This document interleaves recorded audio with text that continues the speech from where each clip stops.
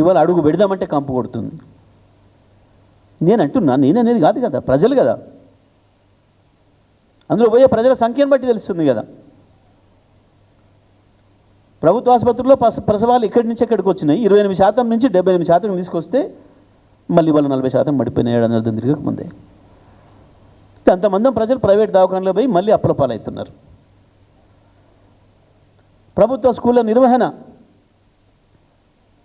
1000 స్కూళ్ళు ప్రారంభించి బ్రహ్మాండంగా నడిపిస్తే ఒక్క పిల్లవాడికి జ్వరం కూడా రాకుండా గురుకుల పాఠశాలలు ఒక్క ఏడాదిలో 90 మంది పిల్లల్ని చంపి దుర్మార్గంగా మిమ్మల్ని నమ్మి, మీ ప్రభుత్వాన్ని నమ్మి, మా బిడ్డల ఆడ రక్షణ ఉంటుంది మంచిగుంటారు అని చెప్పి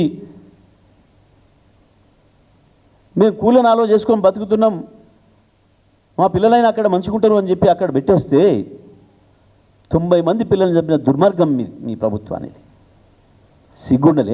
సిగ్గుండక్కర్లే మాట్లాడడానికి. ఏ అక్షరం అబద్ధం చెప్పిండు కేసీఆర్? ఏ అక్షరం తప్పు మాట్లాడిండు? ఏడ కాని మాట మాట్లాడిండు? ఏడా అసత్యమైన ఆరోపణ చేసిండు? అక్కసు మీది. సభ సక్సెస్ అయిందని, ప్రజలు కేసీఆర్ వెంట వెళ్ళిపోతున్న సంగతి ప్రపంచానికి తెలిసిందని, కేసీఆర్ నువ్వే రావాలని ప్రజలు అడుగుతున్నారనే సంగతి ప్రపంచానికి తెలిసిందని మరోసారి మీ పునాది కదిలిపోయిందన్న అక్కసు మీది. కేసీఆర్కి ఏం అక్కసు? ఇంకేముంటుంది కేసీఆర్కి అక్కసు? ప్రతిపక్షంగా బ్రహ్మాండంగా కొట్లాడుతున్నాం.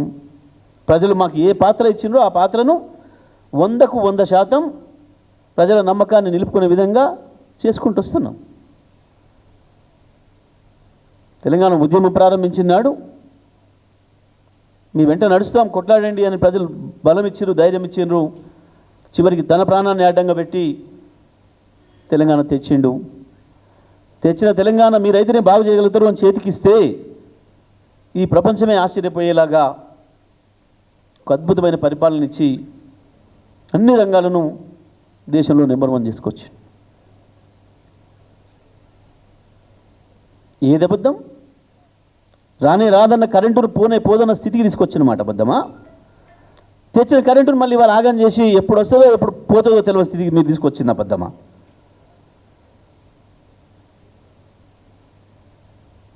నలభై లక్షల మెట్రిక్ టన్నుల ధాన్యాన్ని 3 కోట్ల మెట్రిక్ టన్నులకు తీసుకొచ్చి భారతదేశానికి ఇచ్చి పంజాబ్ను దాటింది నిజం కాదా?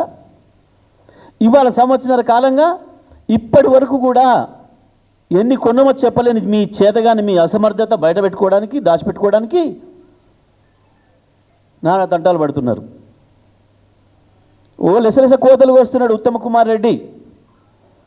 ఉత్తమ్ కుమార్ రెడ్డివి కావు, నువ్వు ఉత్తర కుమార్ రెడ్డివే అని చెప్పి మళ్ళీ ఒకసారి నిరూపించుకుంటున్నావు. నీ ఉత్తర కుమార ప్రగల్భాలు ఆపు. ఒక్కసారి లెక్క చెప్పు, నీకు దమ్ముంటే, నీకు చేతనైతే. నువ్వు వచ్చిన తర్వాత 24 యాసంగిలో ఎంత కొన్నావు, 25 వానకాలం ఎంత పంట కొన్నావు, ఇప్పుడు 25 యాసంగిలో ఎంత కొన్నావు ఇప్పటి వరకు?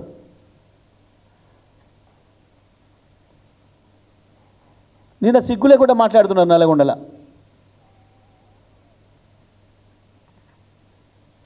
ఇంకా కొనుగోలు కేంద్రాలు ప్రారంభిస్తాం, కొంచెమన్నా ఉండాలి సిగ్గు శరం మాట్లాడేటప్పుడు.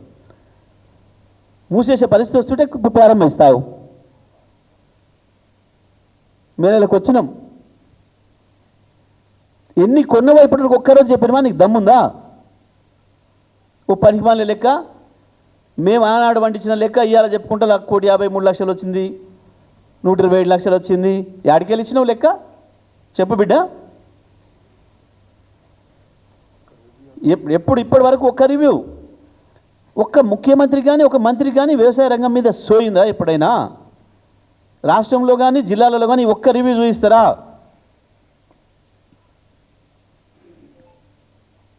ఇప్పటి వరకు నేను ఇప్పుడు మళ్ళీ ఛాలెంజ్ చేస్తున్నా, తెలంగాణ రైతుల పక్షాన్ని అడుగుతున్నా, గత యాసంగిలో ఎన్ని ఓట్లు కొన్నావు, ఎన్ని డబ్బులు రైతుల అకౌంట్లో వేసినావు?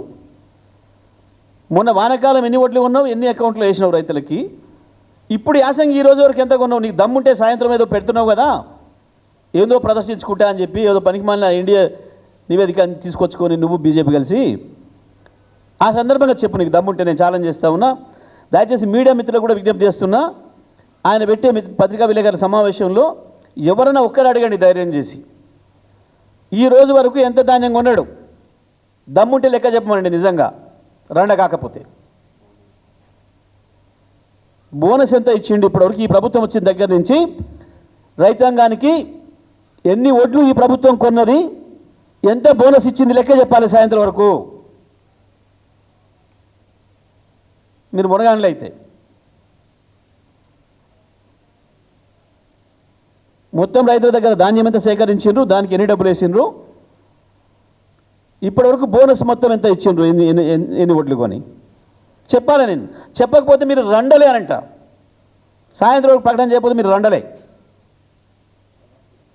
చెప్పి తీరాలి. గవి మాట్లాడు, కేసీఆర్ మీద ఏడుపు కాదు. ఏడాది అర్థం అవుతుంది, ఒక్క ఫలితం ఇవ్వలేకపోయినావు.